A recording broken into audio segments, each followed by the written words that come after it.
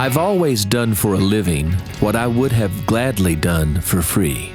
I've toured the world, sold hundreds of thousands of records. I've written songs recorded by superstars. Still, most people don't know who the hell I am. My name is Rocky Lynn, and this is my story.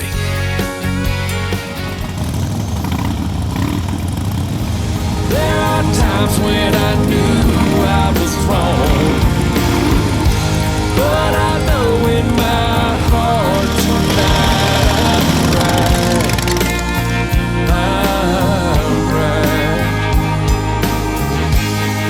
I'm right where I belong. It's all about timing, I think. Being in the right place at the right time. Or the wrong place. Just accepting what happens and moving forward with purpose.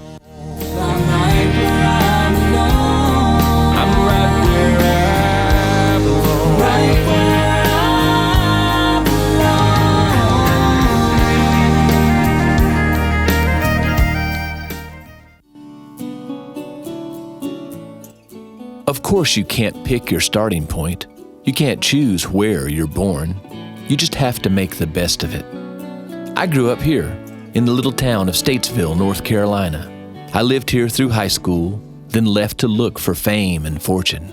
I was drawn back a few decades later to untangle my tangled roots and build the life I enjoy now. I began my life at the Barium Springs Home for Children. That's where my adoptive parents found me as a little boy. We lived on a dirt road a good ways out of town, and we were pretty much as poor as that old dirt road we lived on. Despite her limited means and education, my adopted mother loved and cared for me. It was the only unconditional love I knew as a child. That loving memory was the basis of a song I wrote many years later for my first album on Universal Records. That song has defined every part of my life so far, but for reasons I'll get to soon enough. I always think of it as the song that got away.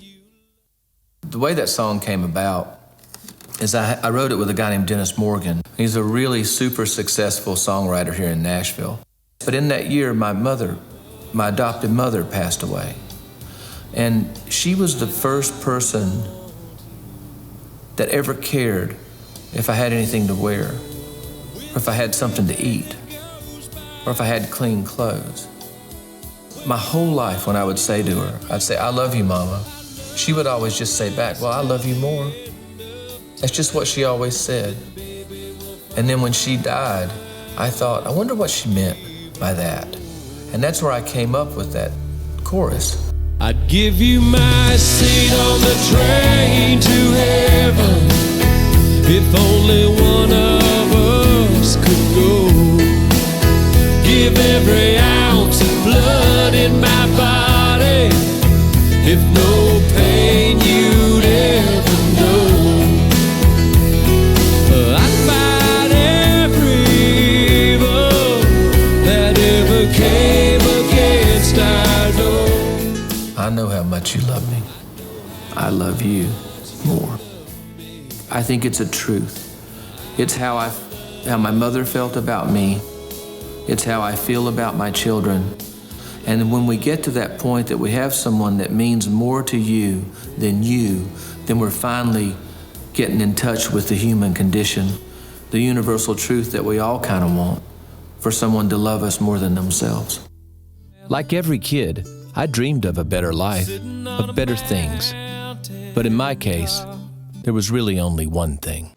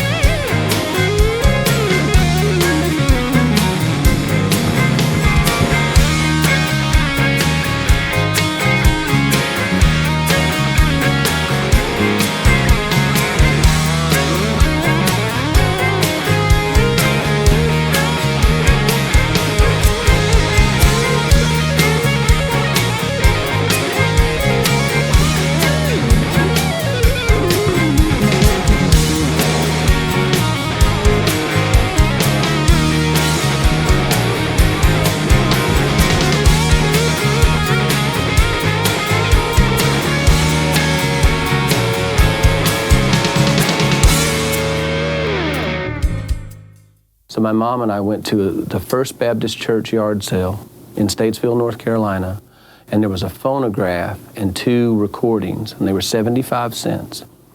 And I said, can I have this?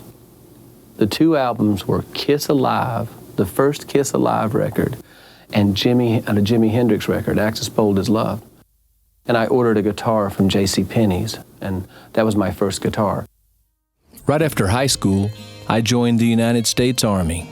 I was fortunate enough to be stationed at Fort Bragg, North Carolina, as part of the 82nd Airborne Division. I grew up a lot in a short amount of time. In the interest of full disclosure, when I was in the Army, the only thing I wanted to do was get out of the damn Army. I'm gonna get out of here, I'm gonna go to California, be Eddie Van Halen, except taller and more handsome. My mind was locked on that one thing, learning to play the guitar, and I knew just where that education would come from, the Guitar Institute of Technology in Los Angeles, California. I went from being obsessed with the guitar to consumed, completely and totally consumed with the guitar. Other than to eat and sleep, the guitar never left my hand, and most nights it probably was around my neck while I slept. And it wasn't one of these things where he was like going, oh, I got to sit down and I've got to practice. It's like, this is who I am and this is what I do. I just sit there and I practice and I play and I play. And you know, you've heard him play, he's an incredible player. Well, he got that way because next to eating and sleeping, that's pretty much what he does, you know? I would watch him day in, day out, spend 6 to 8 hours a day running scales, running licks, running sweeps, perfecting his fingering. It was scientific precision and mathematical exactness that he pursued in a musical instrument. And it was inspiring to watch somebody so dedicated to an instrument. I've never seen that, ever.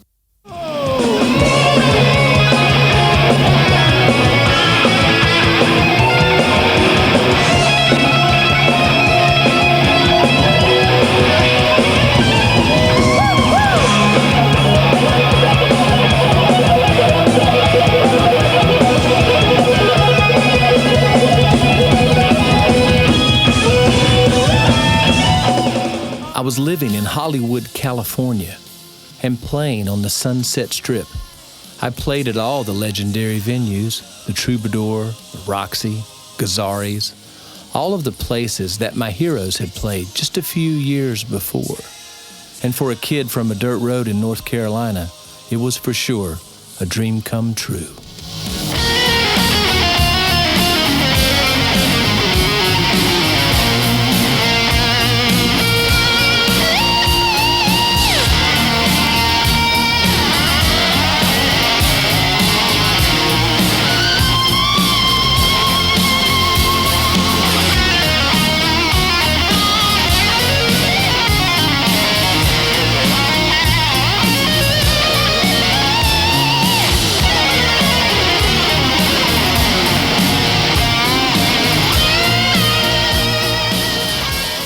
I just wanted to play. I mean, I loved rock and roll, but I loved country music, I loved jazz, and I wanted to be in a rock band. But I didn't really want that lifestyle. And so I have a song called Holding Back the Ocean that is on the first record I have. And it says I packed up my truck and everything I owned, and then I drove to the Keys where it stopped. That part's not true. I actually just went to Myrtle Beach. I just started going east. I packed up my truck and everything I own. I said my goodbyes and threw away my phone. And I went into the Islander and I stood in the back when Mike Shane and his band came on stage. And that's where, that night, whatever night that was, is the first time that it ever struck me that songs were about vocals. Up to that point, someone singing was just something to do till it was time for my guitar solo. I wish that guy would hurry up, I'm ready. And I said, I have to play in this band. He says, okay, you start tomorrow. So we started, and the first song he sung that I was on stage with Mike Shane was Good Hearted Woman. And it came time for the guitar solo, and I figured that was my audition. It was like, he said, take it, Rock. And I just played the worst, most inappropriate, horrible, loud, awful solo ever in the history of country music. And he just looked at me and smiled. And we went through the rest of the night. And on the way out that night, he come and put his hand on my shoulder and he said, let me get something out of my truck I want to give you. Pulled out a cassette of Vern Gosdin, and it was the Chiseled in Stone album. And he gave that to me and he said, learn this. Learn how to play this and you'll know how to play country music. You know, we were playing all this country music with these older guys in these really crappy places. It's like, we need to do a rock band, because that's obviously what we did. And it was kind of funny because Mike Shane was this very traditional country singer, and we've got the hair and like spandex pants playing Ramblin' Fever. You know, it's just kind of funny, but it worked because Mike was a great singer. He was a really cool guy. At the end of the summer, he said, I'm going to Nashville and I'm going to make a demo, and I want you to come with me.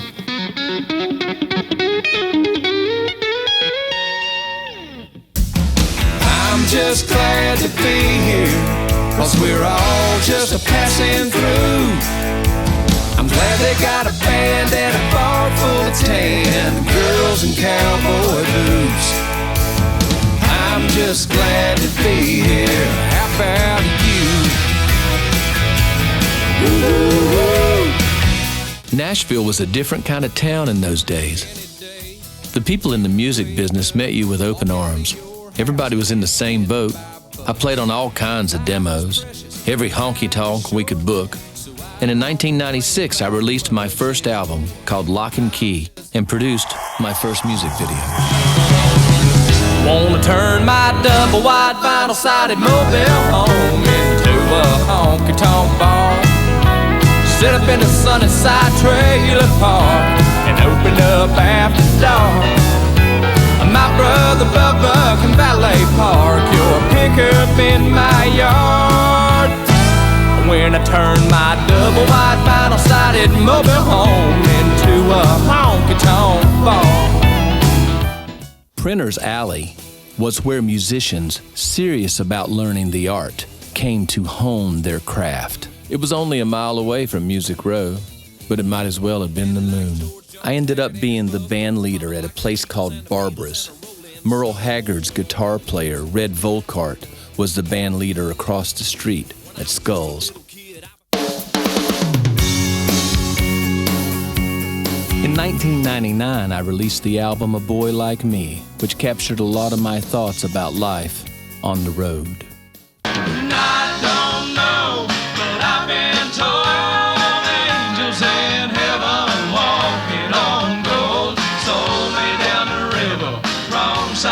Track, been there, I've done that. Sold me down the river, wrong side of the track.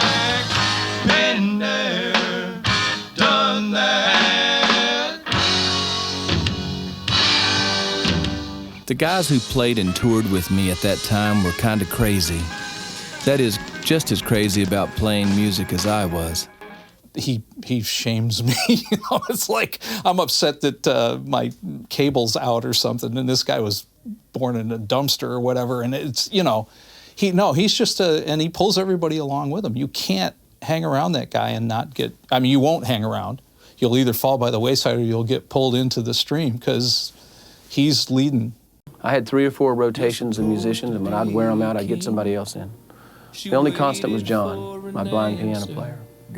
We would play, I think, 50 weeks a year, maybe. So at that point, just as I do today, I write every day. And I wrote every day then. I wrote songs, and I had a bunch of songs. And here's where I'm lucky. I didn't play cover music. So every night, I would go in front of people, and I'd do these songs. And I'd only keep the ones that made them dance or made them sing. Otherwise, I throw it away. In 2001, I decided to relocate to Minnesota, where it seemed like my style of music was very much appreciated. In fact, folks there considered it downright unique. My album, A Change of Seasons, was released in 2002. The following year, I released Big Time in a Small Town, which featured the very first version of more. Even working and watching him work in that studio, at that time, I could tell that he was going to be able to make it. He was still struggling getting to that point of being a frontman lead singer, but he had made such great strides in such a short period of time. I knew he was going to be able to do it. Rocky dedicated himself to being a performer. He dedicated himself to being a musician, no matter what it took to do it. And if it meant starving through, doing anything that he could to accomplish that, he would. He's a kid with a dream and a guitar, and he just kept living another year, but he's still a kid with a dream and a guitar. And it's such an attractive thing to be around somebody like that. Meeting him, and every time I would go and play with him, it would just sort of remind me of the reason we all got in this. He's a real inspiration, and I'm a big fan. And he plays like Steve Vai or like Eddie Van Halen. He plays like that.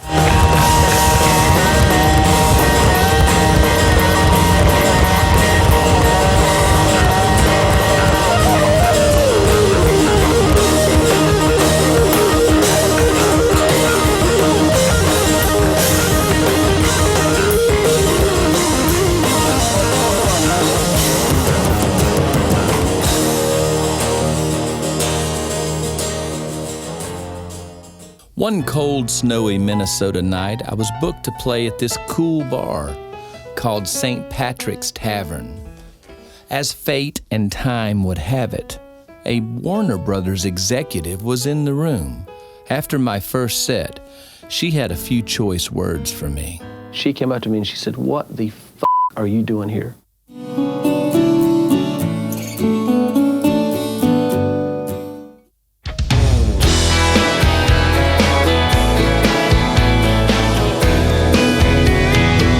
Don't make this easy on me. When you break my heart, don't let me down gently, let me down hard. I returned to Nashville in 2005, but not the Nashville I had known before. This time, I had a record deal with Universal Records. I'm that guy. Hey, I'm that guy. I'm the dude, I'm the one, I'm the man. Hey, I'm that guy. My first album for Universal South was a lifelong dream come true. It contained all original songs, including my song More, a favorite of Universal Music Group's CEO, Doug Morris. My album was co-produced by the legendary Tony Brown, who played piano for Elvis and produced Reba, Vince, Tricia, and George. And that's just their first names. And Doug said, "Come in here, I want to play you something." And he played us More by Rocky Lynn. And my first thought was, wow, this is killer. And Doug said, "Aren't we so lucky that we get to hear great stuff before anybody else?" I said, "Yeah." And I was thinking, that song, I was going, man, I think Garth was in his retirement during that. I said, if Garth was still recording records, this would be a smash for him. This would be The Dance, or If Tomorrow Never Comes. It was that good. Every line was killer. And it takes one song to introduce you to an artist, and that was the song that introduced us to Rocky. It was a great song, and the album was great. And then once we started working with Rocky, we realized he's a great guitar player, great songwriter, great performer. He looks like a soap opera star. I mean, what's wrong with this picture? Now, there's only a few songs that come along that you feel like have the ability to actually impact an artist and make their career, and they're precious when you hear one, and More is one of those songs. It was a great album, which I expected, and when I heard it, it lived up to every expectation I had. There's a song on there about him called That's Where Songs Come From. That could have been a James Taylor copyright. I mean, it was so good. I love that song too. They say the snow came early that winter that year. A little foundling child on the sister stairs. But don't pity me, I'm the lucky one. Oh, can't you see, that's where songs come from. When you get the combination of a song like More and an artist that has the it factor, like Rocky obviously did, why, it looked like it ought to be a slam dunk. We can go down to old El Paso. High-flying executives thought it might be better to launch with the up-tempo Lipstick that I had written with my friend Mark Prentice. Like we've always dreamed. Lipstick charted, rising into the 20s, and my life seemed on the fast track to fame and fortune. Watch the sunset in your eyes. Let's go tonight. You can put your lipstick on while I drive. My second single, Do We Still, hit the top 40 as well. How long can we keep holding on to something that's already gone? Girl, life's too short to love like this. Too tired to try, too scared to quit. We took to heart the vows we made, but somehow lost the will. Or somehow we lost all the will. Oh, we said I do, But do we still?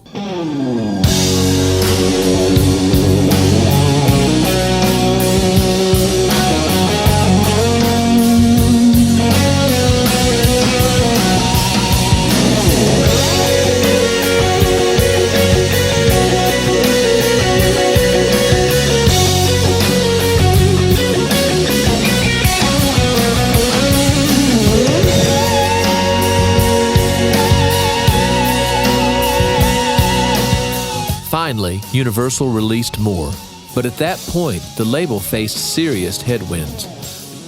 The More was making its way up the chart, as everyone knew it would, because it was an amazing career record. And the label shut down. The artist is wonderful.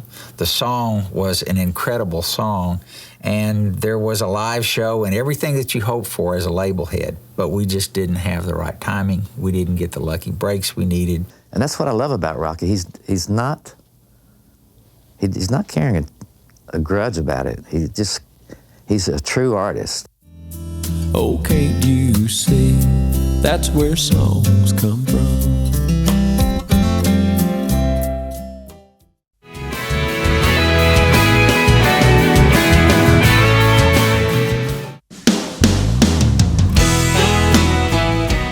I can't really tell my story without talking about my lifelong love of motorcycles. I had a mini bike that was given to me when I was 8 years old. My first vehicle that I could take on the road was a 1971 Harley-Davidson Shovelhead. I guess, when I sit down and think about it, I've been a biker longer than I've been a guitar player. Combining my motorcycle obsession with a good cause has turned into one of the most meaningful commitments of my entire life.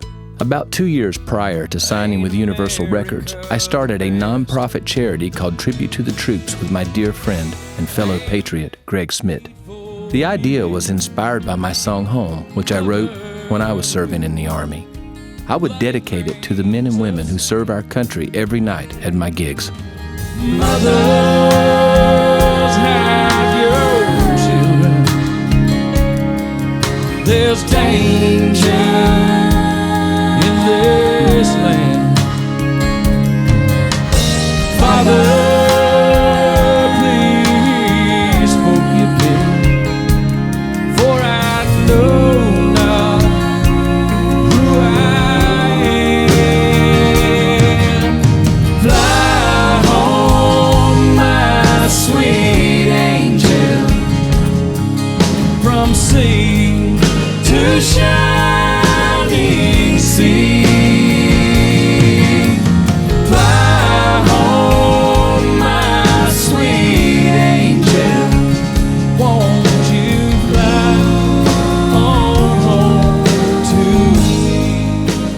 Tribute to the Troops honors families who have lost loved ones in military service. Our riders visit Gold Star families to let them know that their continuing sacrifice will not be forgotten. More than 100 people turned out for our first tribute ride. We visited 3 families, standing in the very yard that their heroes grew up in, telling their story and sharing memories. It was beautiful. 22 veterans a day lose their life by their own hand. That's almost one every hour. When a young man like Alex Gilchrist loses his life with his battle with post-traumatic stress, it is not a non-combat related fatality. It is not a non-service connected fatality. Ladies and gentlemen, it is a 7,000-mile sniper shot straight from the hills of Fallujah. That's what it is. We end each ride with a banquet and a memorial concert. We say their names, ring a bell, and light a candle for every hero lost in that area. It's an incredible opportunity for these grieving families to connect with one another. Thank you. I want to thank you from my heart. And there's a million others just like me who want to do the same. We're gonna thank you. Finally say the words we should have said. It's long overdue.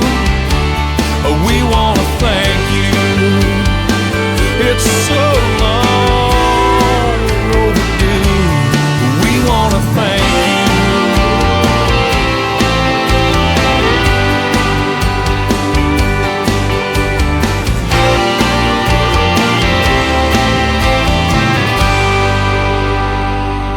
These remain some of the most requested songs wherever we play. Rocky just has this thing about veterans and soldiers, and I think it must be fantastic for him to have a love for that and doing something special for those people, because they do a lot for us. We're not writing fiction, really. We're writing real stuff, about real people, and it felt pretty special to write it. And every time I get with Rocky, it feels special like that.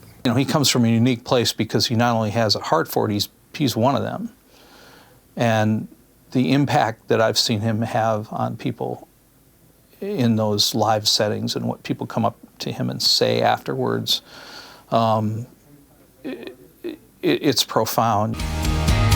I'm proud to be a soldier. Since starting Tribute, I've made regular trips overseas to entertain our troops who are deployed. I won't back down. I'll stand my ground along with all the others. But I prefer to focus more on smaller acts of kindness.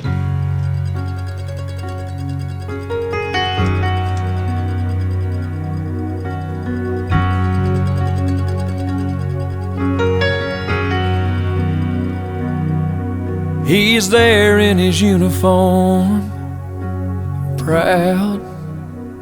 And if I, with Tribute to the Troops, can somehow stand in that mama's yard and pay back a little bit of what they gave to me, then that's way more than I ever thought I would be able to do.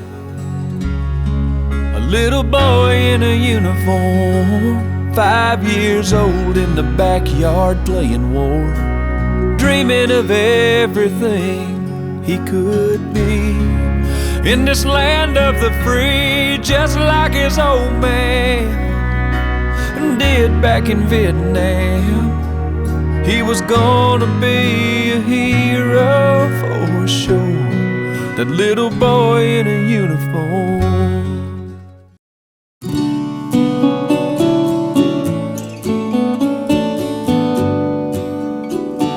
My adopted parents were all the family I had for most of my life. My beloved mother, Ethel, died when I was 27 years old. My dad, Fred, did well for a number of years, but when his health began to decline, I started making frequent trips from Nashville to North Carolina to care for him. Eventually, Susan and I decided to move there and live in my childhood home for a while. It was one of the best decisions I've ever made. I built my own recording studio and continued to record as an independent artist. I released the early years in 2009. The next year, we released The Dam Show, recorded live at Coon Rapids Dam in Coon Rapids, Minnesota. In 2013, we released It's All About to Change. The next year, Radio Road came out. I know that many great musicians are not widely heard.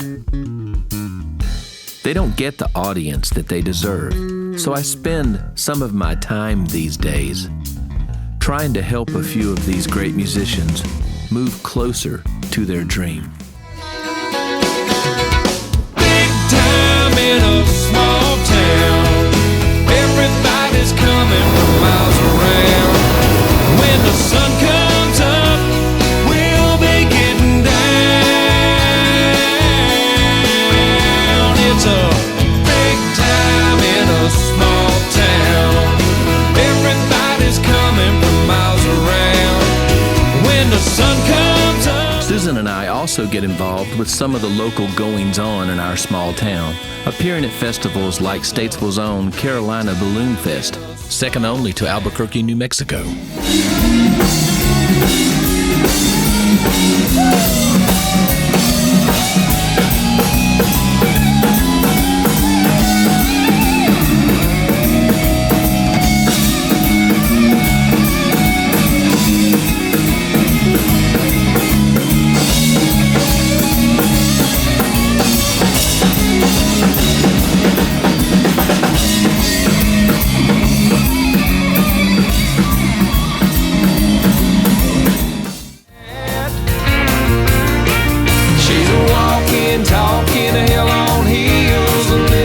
Trouble comes with the deal. When she's good, but she's real good when she's bad. I love to support the charity events like this small town beauty contest for the Red Cross called Hunks and Heels. Thank goodness I wasn't asked to perform in that one. I just don't have the legs for it. But I enjoyed being a judge.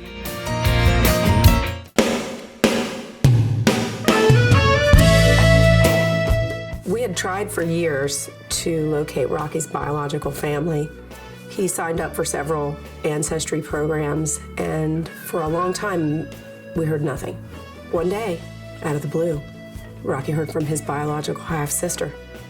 He found out that he had 3 sisters and a brother, and his biological dad, James Clyde Holloway, was 84 years old and still alive. So when I found out that my father was a guitar player in a country band, a paratrooper in the 82nd Airborne, and rode a motorcycle his whole life, you could have knocked me over with a feather. They come up and told me I had another son, and naturally I wanted to see him, and since I've met him, I'm really glad I did get to see him. Ladies and gentlemen, would you please welcome my father, Clyde Holloway.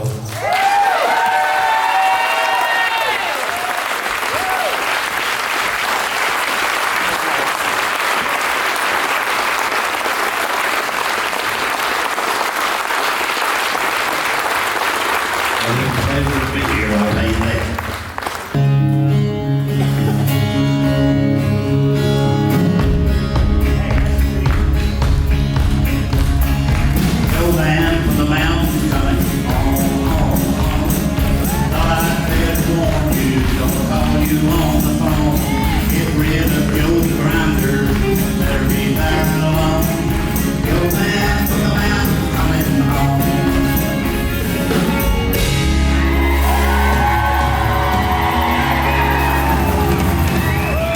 It was like we had known each other our entire lives.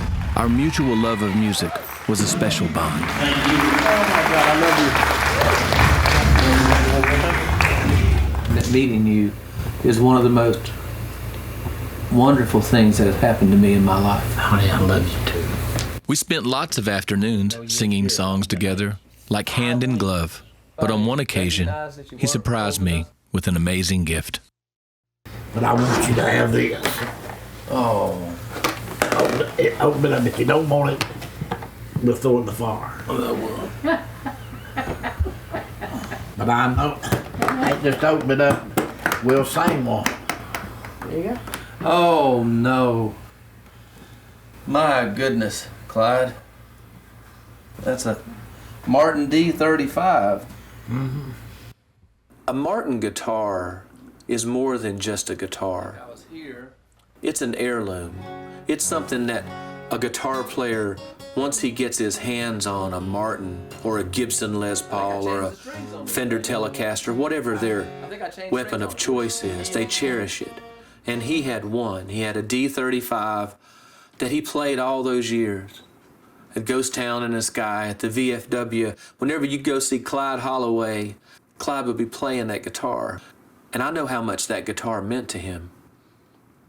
And I also know how much his other children meant to him. He loves those children. He loves my brother Michael, Melinda and Tanya and Jackie. He loves them with all of his heart.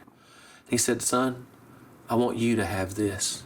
He gave me his guitar. I write on that guitar every day. So my writing comes from a different personal place now. I'm taking my dad's guitar and I'm writing songs. Well, I bet there's rich folks eating in fancy dining cars. They're probably drinking coffee, smoking big cigars. Well, I know I had it coming. I know I can't be free. But that train keeps rolling, and that's what tortures me. Just lay down there.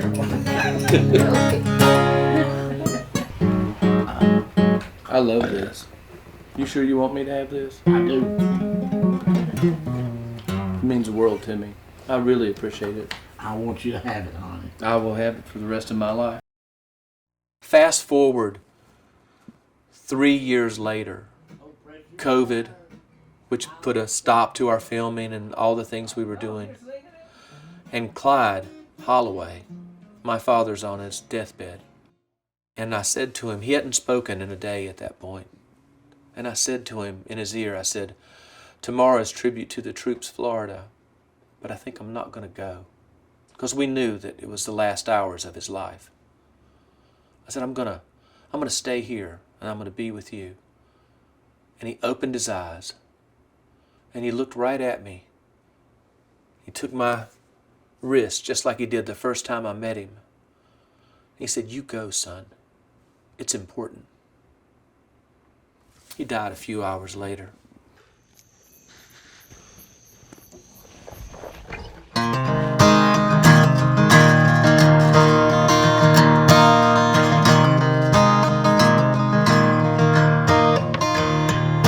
He called himself a rounder all his life. Made a few mistakes, but saw the light. And as the story goes, and a few of you may know, I'm one of his mistakes that he made right. My father's guitar laid silent in the closet of his home in Miller's Creek. His hands no longer played the way they used to. I guess he was keeping it for me. Yeah, I guess he was keeping it for me.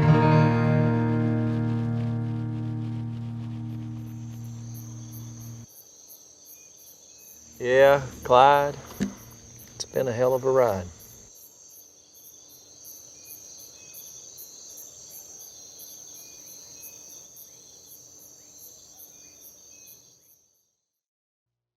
It was so great getting to know my new family on my father's side, but my mother remained a mystery until a second DNA result sent us to the Virginia mountains to meet my biological half-brother, Jacob, and his dad, Harry, a real mountain man, and as it turns out, a dedicated beekeeper.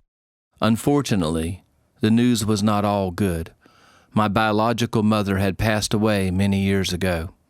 At least I got to hear something about her from the people that she loved.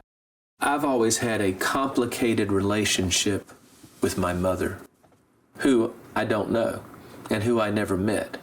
And it was complicated because of the stories. You were found in a dumpster, or you were left here, or you were abandoned. So my thought process was always that she had abandoned me, that my mother, for some reason, didn't want me. I have a song about it called Love Goes On. And it's interesting because that's writing a song about a person you've never met, forgiving a person for something you don't even know if they've done. So my mother is Shirley Sturgill, and they're from the Damascus, Virginia area. The Sturgill family is a very prominent family in the Virginia area. And my mother's father, which would be my grandfather, was a district court judge, I understand it, in that area. So he was a very prominent and powerful man. He was also not a very good man, to the point that she just ran away. And so she ran away and spent some time couch surfing or traveling with other people she didn't know, and that's where she ran across Clyde Holloway, and they made me.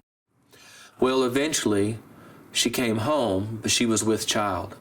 And my grandfather couldn't have that. He was a judge, so he put her in a home where she stayed until I was born. And when I was just a few days old, he came and he took me away and took me to the orphanage and left me in front of the door of the laundry at Barium Springs Home for Children. That's how I got there. She was like 17 at the time, 16 when she got pregnant. And she said, I didn't have nowhere to go, and I didn't have nothing. That's all I could do. It bothered her having to give him away like that. A lot. It bothered her a lot. She didn't know who adopted him, but she knew they were in Statesville or around the area, and that she didn't know them personally, but that she knew maybe the house or something like that, and that she went to the house several times to just kind of like sit and see if she could see, young Rocky running around, and apparently she did. I mean, she saw him several times, and I guess that heartened her, made her feel, that things were maybe not as, that things were okay, My mother thought that this lady from the social services was checking in on me, making sure she was doing a good job. It was really Shirley Sturgill. It was my mother. And she would go back and tell her brother and tell her sisters, he's got a good home. He's got a mama that loves him. He's got a nice house. He's going to be okay. But that didn't unbreak her heart. And then to go full circle, and then she has this other child, and she has to leave him because of cancer at 37 years old. And now he and I, we're together for the rest of our lives. I met him at 40, I'm 43. I'll be 44 in May, and I've been an only child for 43 years. So I mean, like, I'm trying to figure out how to be a brother. It warms my heart to think that, it's weird to just even be sitting here, because all of a sudden I'm from somewhere, and these are my people. It's a beautiful feeling to have that. I've been kind of like pleasantly surprised at about everything, that I have a brother, he's a nice guy, and, he's creative. I think of myself as creative, and so I think it's all like very, very good. I have this picture of my mom up there thinking, hey, they're hanging out. They're getting to know each other. That would probably be her wish.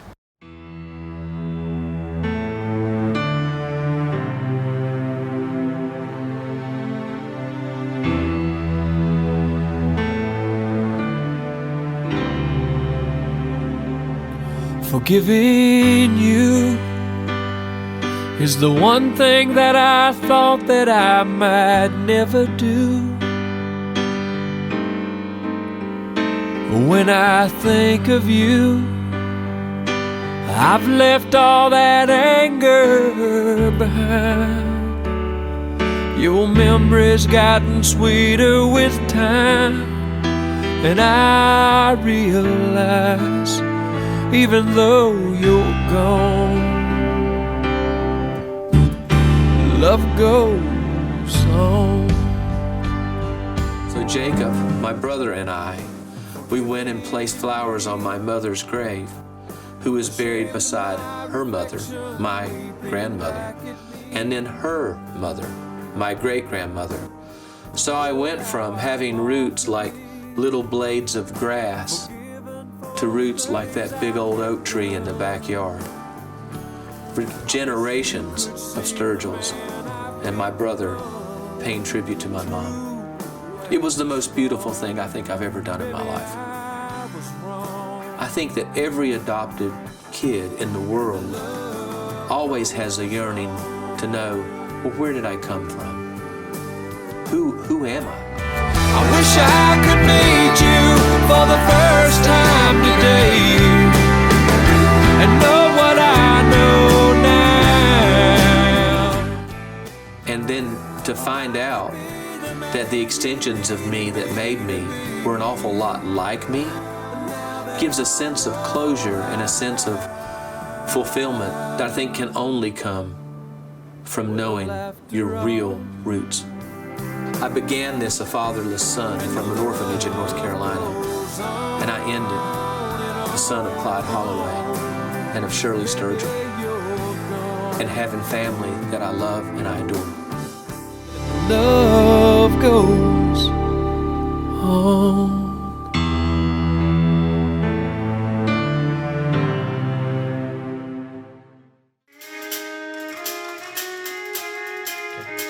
Let's do it again.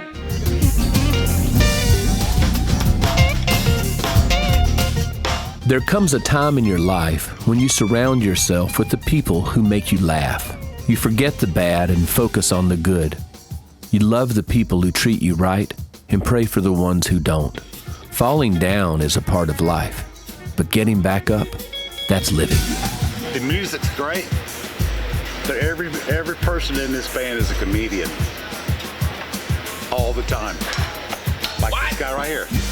What? And we get along so well. We do, no drama. You guys look so good.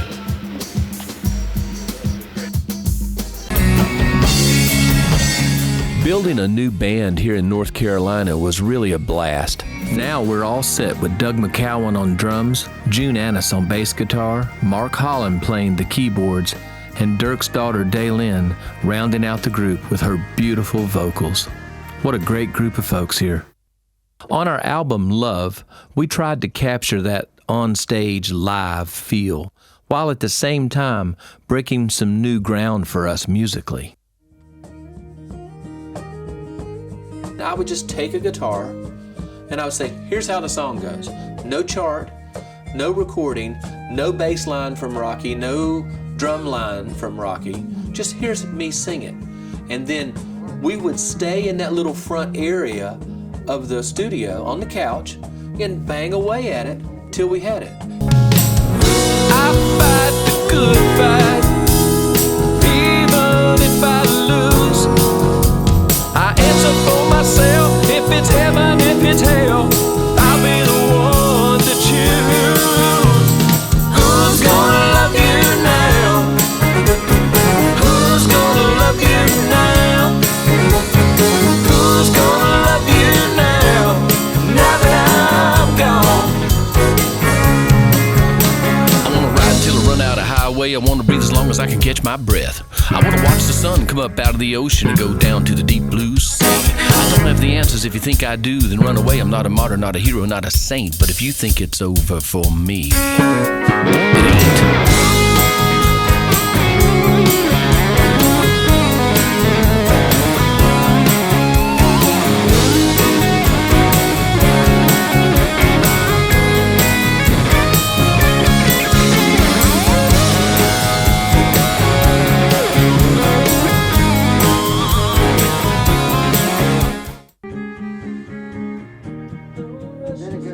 Dirk and I have so much in common, from those famous on-stage duels to our devotion to family.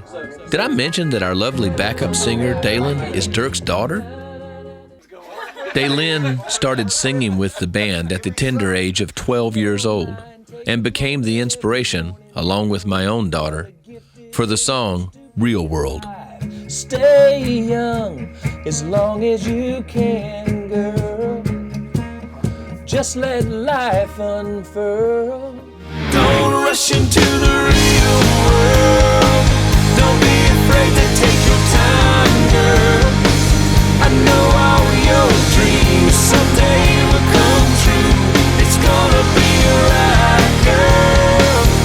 Don't rush into the real world.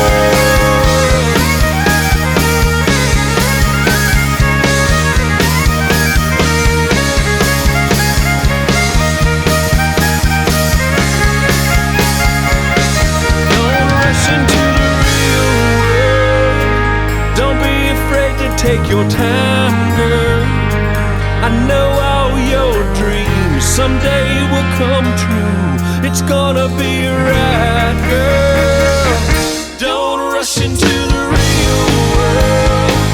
Don't be afraid to take your time, girl.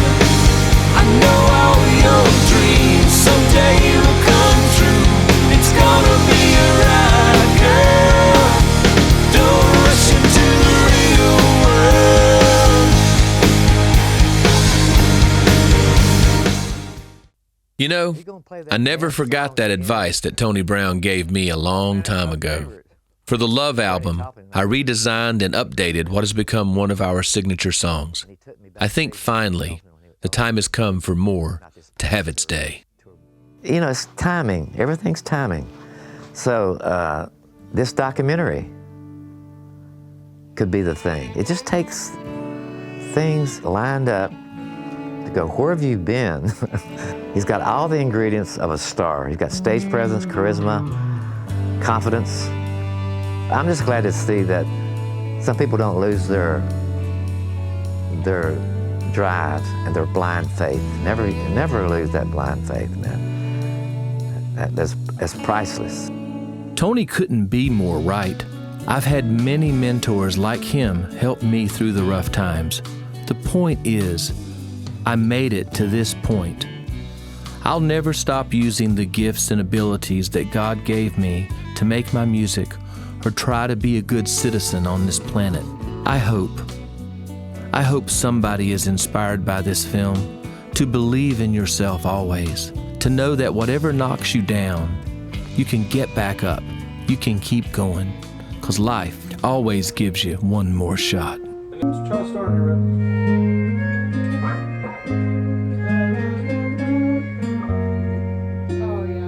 I like that octave. Start from the beginning. 1, 2, 3, 4.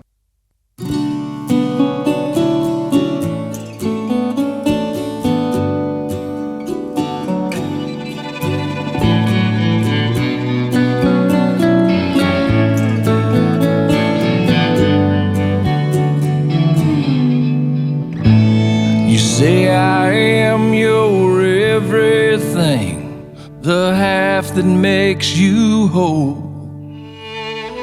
You say you love me with all your heart, your body and your soul. You say your love is an ocean without any shore. You ask how much I love you. I love you more.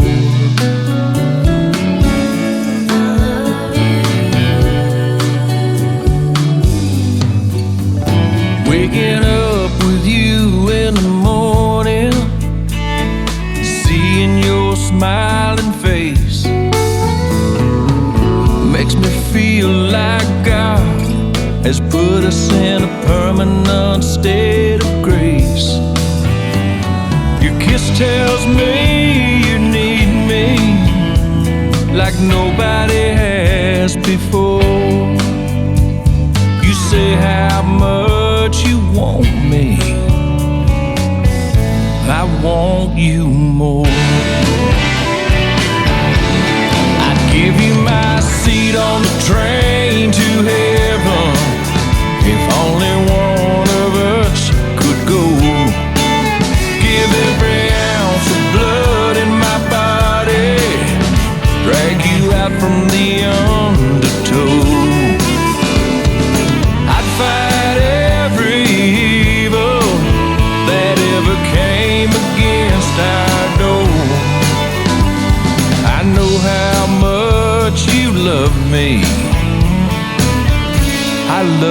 you more. With every day that goes by, when I hold you every night, our love will last till the end of time. Then baby we'll find even more. I'd give you my seat on the train to heaven if only one of us could go. Give every ounce of blood in my body, pull you up from your lowest low. I'd fight every evil that ever came against our door. I know how much you love me, and I feel blessed and lucky. I know how much you love me. I love you more.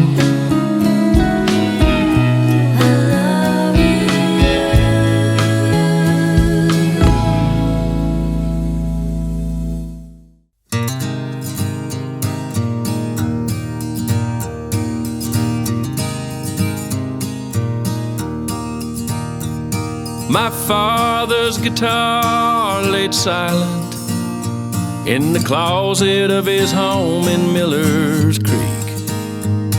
His hands no longer played the way they used to. I guess he was keeping it for me. Back when he was younger on the road, he took it everywhere, or so I'm told. Honky-tonks and bars, out among the stars, there never was a song he didn't know. My father's guitar laid silent in the closet of his home in Miller's Creek. His hands no longer played the way they used to. I guess he was keeping it for me.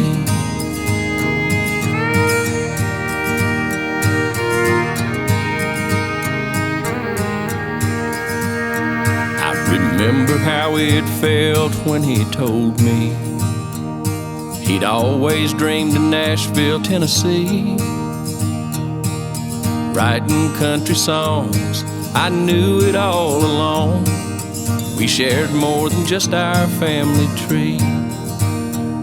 My father's guitar laid silent in the closet of his home in Miller's Creek. His hands no longer played the way they used to. I guess he was keeping it for me.